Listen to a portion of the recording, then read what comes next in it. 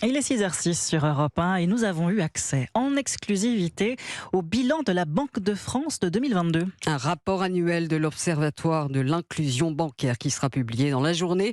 La rédaction a pu consulter ce document où il est question de droit au compte, de plafonnement de frais, mais aussi de microcrédit. Et parmi les tendances observées, Margot Faudéré, il y a la baisse du surendettement.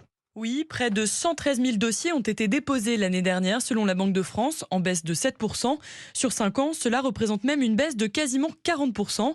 Selon l'institution, c'est le résultat notamment de l'amélioration de la situation économique ces dernières années et d'un meilleur encadrement de la distribution des crédits à la consommation.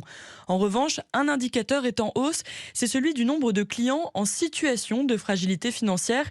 Ils étaient 4,1 millions fin décembre, un chiffre qui, même s'il est resté stable l'an passé, connaît une progression de 14% sur 5 ans. Pour la Banque de France, la principale explication, c'est une meilleure détection ces dernières années des clients fragiles. Autre tendance observée l'année dernière, selon les informations d'Europe 1, désormais les encours de microcrédit atteignent quasiment la barre des 2 milliards d'euros, dont une part significative pour des projets professionnels.